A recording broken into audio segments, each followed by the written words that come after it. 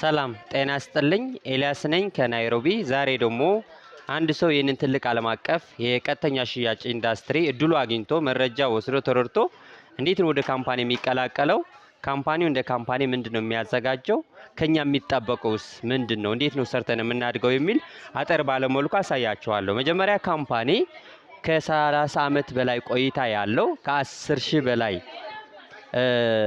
ፕሮዳክቶችን የሚያመርት ካምፓኒ ነው። ስለዚህ ይሄ ካምፓኒ ደግሞ ጥራታቸው የጠበቁ ከሰፕሊመንት ይጀምራልና እነዚህ የምናያቸው ምርቶቹን ከኬሚካል ከአሲድ ነፃ የሆኑ የዓለማችን የጤና ጥበቃ WHO ሰርቲፊኬት የሰጣቸው ኦርጋኒክ አጋዥ ምግብ ናቸው። መድኃኒት አይደሉም፣ አጋዥ ምግብ ናቸው። እንደ ምግብ እየተጠቀምን ጤንነታችን መጠበቅ የምንችልባቸው። ለምሳሌ ይህን የምናየው ስፓይሮሊና ነው።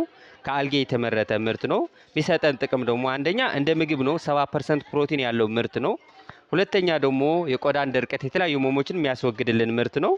እዚህን ስናይ ደግሞ ቺቶሳን ይባላል። ከአሳ የተመረተ ምርት ነው። ውስጣችን በተለያየ ነገር ይቆሽሻል። ያ ውስጣችን ያለው ለምሳሌ ጨጓራ፣ ኮላሊት ኢንፌክሽን፣ ደም ግፊት፣ ስኳር እነዚህ ህመሞችን የሚያስወግድልን አጋዥ ምግብ ነው፣ መድኃኒት አይደለም። ስለዚህ አንድ ሰው ወደዚህ ኢንዱስትሪ ሲቀላቀል ጥራታቸው የጠበቁ ምርቶች ሲገዛ ካምፓኒ ደግሞ ህጋዊ ደረሰኝ ህጋውን ውልን ያስርለታል። ስለዚህ እነዚህ ምርቶች ደግሞ እንደምታያቸው ታሽጎ ወደ ያሉበት ሀገር እየተላከላቸው ነው። ስለዚህ ከኛ የሚጠበቀው ምንድነው? ካምፓኒ እነዚህ ምርቶችን ያመርታል።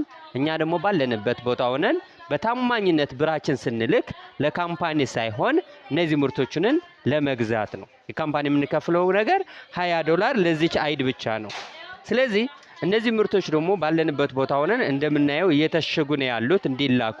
ስለዚህ ታሽጎ ደግሞ እኛ ጋር ይደርሳሉ። ከኛ የሚጠበቀው እነዚህ ምርቶች ተጠቅመን ጤንነታችን እየጠበቅን ስለ ስራውን ተረድተን ደግሞ ሌሎች ሰዎችን ሰርቶ እንዲያድጉ በማስተዋወቅ ቃል ማስተዋወቂያ ብቻ በማድረግ ካምፓኒ ከሚያገኘው ትርፍ ሸር ይከፍለናል።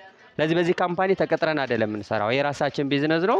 ምርቶችንም በማስተዋወቅ ትርፍን የምንካፈልበትን የቢዝነስ እድል ነው። ስለዚህ እናንተ ባላችሁበት በራስ በመተማመን ምርታችሁን ገዝታችሁ ጤንነታችሁ ጠብቃችሁ መስራት ማድረግ ትችላላችሁ። መልካም ጊዜ ይሁንላችሁ። ቴንክ ዩ